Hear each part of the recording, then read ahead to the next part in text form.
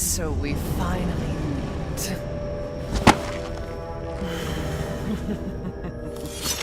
Did you hear that? It's the screams of millions of Resident Evil fans across the globe merely thinking about this topic. God, what a fantastic job the team over at Capcom did with the marketing of the latest survival horror blockbuster game. They introduced the world to an enormous, corset-wearing vampire mommy and captured the attention of everyone and anyone who might be kinda sorta interested in any of those words I just said. Masterclass. Countless works of fan art and daydreaming later, and here we are.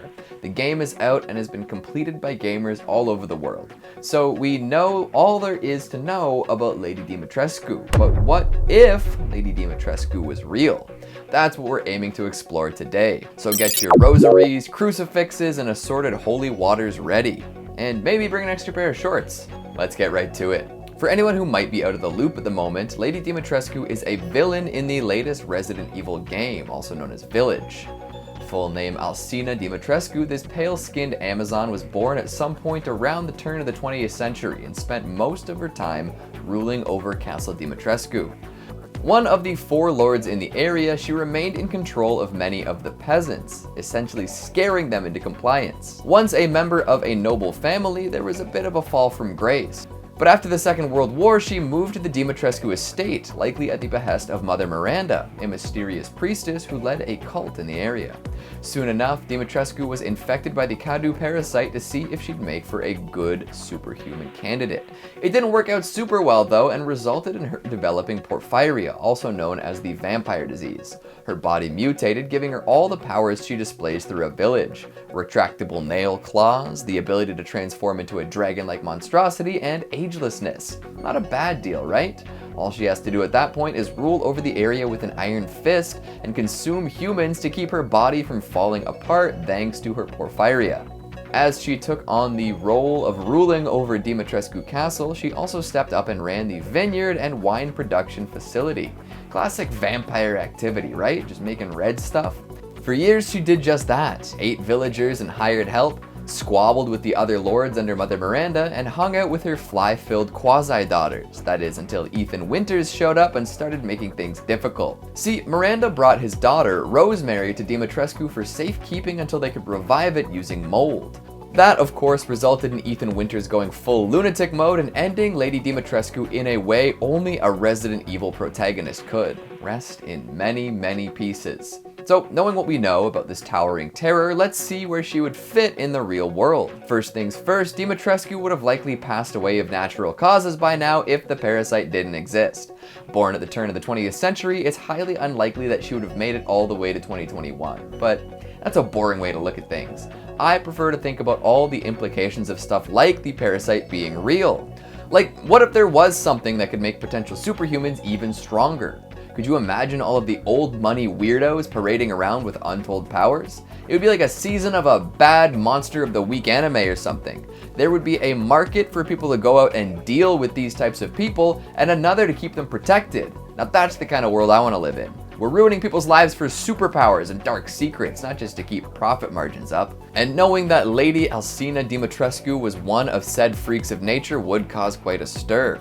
Based on the public's response to her showing up in-game, she could be a real-life celebrity, a 9'6" superstar. Now, I'm not so sure she'd be the first pick to star in movies, especially because framing shots would be so difficult, but imagine a reality show delving into the life of the Dimitrescu clan. Like Keeping Up with the Kardashians, but way more interesting and full of people who are actually exceptional. Who needs a makeup line when you can turn into a dragon or have your daughters burst into swarms of flies? Now that would make for a compelling watch. Of course, Lady Dimitrescu would have a long line of potential suitors as well. What if there was a dating show, Bachelorette style, where folks get a chance at being Lord Dimitrescu, but anyone who doesn't manage to win gets eaten? The stakes have never been higher and the ratings would be through the roof. Of course, this is just the media-ravaged result of my brain existing in the 21st century. What would probably actually happen if Dimitrescu was real would probably line up pretty well with what happens in the game. She would stay reclusive as her ailment makes it difficult for her to go outside. She'd hire all sorts of help and drain them of their vital essence over time to stay alive, all while covering it up with exorbitant amounts of money.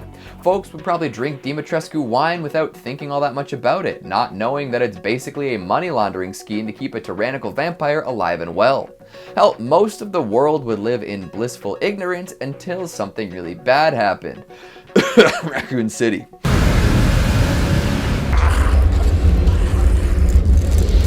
For all they know, these remote villages ruled by mysterious nobles are doing just fine on their own. No need to go check it out, they don't have Wi-Fi. Now, most of what I've talked about so far concerns her human form, but what if that fleshy dragon showed up at some point? I would imagine that she's pretty careful about transforming into this anywhere people can see her, but with all of the camera phones and satellites out there, somebody would eventually capture a picture of this monstrosity soaring around the castle. So what would people do with that information? Could it be taken seriously, or would it be written off as a conspiracy theory, a fabrication? Seeing how we as a society have functioned up until this point, I'd say it would be option B. Even if there was a super clear video of Dragon Dimitrescu, most folks would write it off as sweet VFX, or maybe it would get buried by some government agency, totally wiped from the internet. Still though, whoever captured the original footage would have quite the story to tell. So that's all I have in terms of Dimitrescu making it into the real world. We'd either see a whole lot more mutated monstrosity on public platforms, or it would remain a closely guarded secret. She could be a superstar, but would probably prefer privacy and power from behind the scenes. And maybe, just maybe, we'd catch a glimpse of that dragon form. So, what do you think? Am I accurate in my projections, or would it play out totally differently?